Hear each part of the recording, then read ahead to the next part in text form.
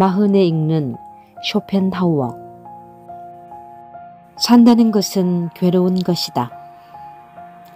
인생의 의미를 끊임없이 고민한 철학자 아르투어 쇼펜하우어의 가장 유명한 말이다. 마흔은 가장 열정적으로 살아가는 인생의 황금기이자 쇼펜하우어의 말대로 인생은 고통이라는 인식에 도달하는 시기다. 고통은 두 가지 종류가 있다. 하나는 가짜 행복을 좇는 고통이다. 많은 사람이 출세, 부, 명예를 손에 잡히는 행복으로 여긴다. 그런데 이런 행복은 무게중심이 자기 안이 아니라 자기 밖에 있다. 그래서 좇을수록 의심이 들고 점점 공허해지며 더 괴로워질 것이다. 다른 하나는 진짜 행복을 좇는 고통이다. 진짜 행복은 허상과 같아서 찾기가 어렵다. 자기 자신에 대한 깊은 통찰이 필요하며 계속해서 스스로를 무너뜨리고 새롭게 거듭나야 한다. 무게중심을 자기 밖에서 자기 안으로 옮겨야 하며 자신이 무너지고 깨지고 부서지기 때문에 괴로울 것이다. 그런데 진짜 행복을 좇으면 우리는 새로운 것을 발견할 수 있다. 바로 자기 자신을 긍정하는 마음, 타인에게 비굴하지 않고 기죽지 않는 당당함, 스스로의 힘으로 살 수 있는 품격이다. 쇼펜하우어는 누구나 어느 정도의 걱정과 고통과 고난이 필요하다고 말했다. 우리는 지금까지 가짜 행복을 좇는 고통을 겪었는지도 모른다. 이제는 진짜 행복을 좇는 고통을 겪어야 할 때다. 쇼펜하우어는 현 시대의 마음의 위기를 겪고 있는 우리에게 크게 5가지를 알려준다.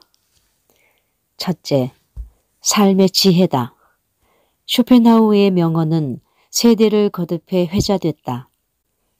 그의 통찰력 있는 한마디 한마디가 마음의 위기를 겪는 마흔에게 어떻게 살아야 하는지 냉철하게 조언한다.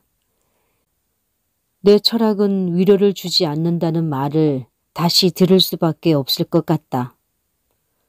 그렇다. 쇼펜하우어의 철학은 위로를 주지 않는다. 대신 삶의 지혜와 깨달음을 준다.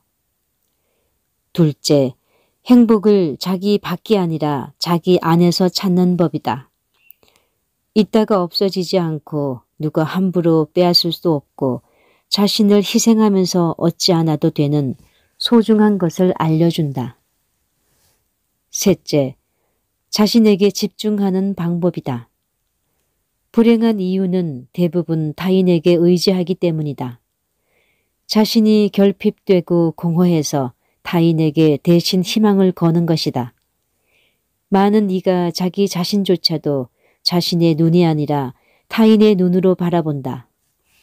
좁고 편견에 사로잡혀 있고 이기적이고 왜곡된 거울에 자신이 잘 비치기를 바라는 것은 어리석다. 넷째, 허영심을 버리고 자긍심을 가지는 방법이다. 자긍심은 자신이 어떤 장점과 특별한 가치를 지녔다는 확고한 믿음에 근거한다. 우리는 자긍심이라는 보석을 찾아야 한다.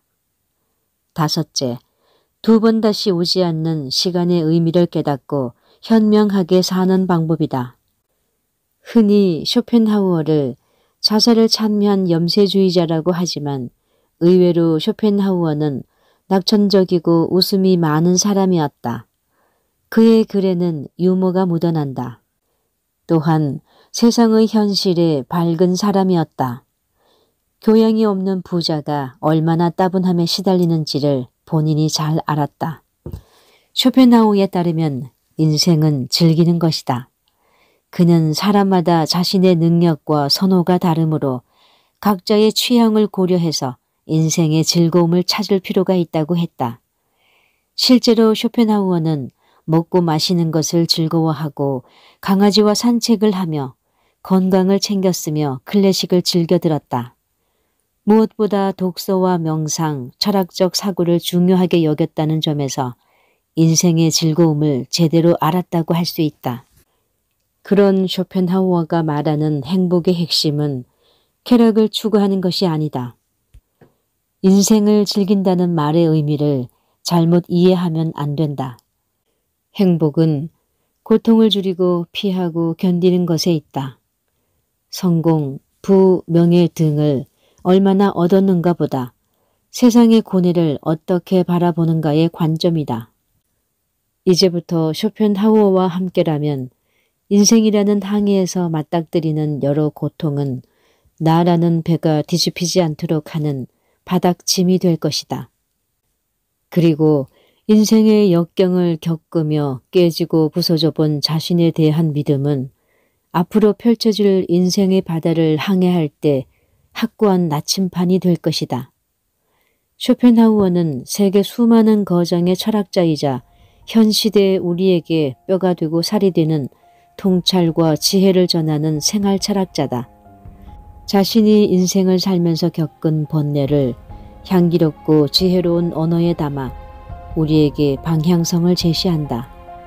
이 책은 쇼펜하우어를 대신해 마흔이 고통을 해소하고 마음의 위기를 다스리는 데 도움이 될 조언을 30가지로 정리했다.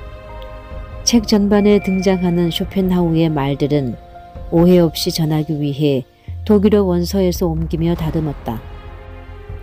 쇼펜하우어를 면면히 살피면서 염세주의 철학자로 알려진 그가 역설적으로 긍정주의자라는 것을 알게 됐다.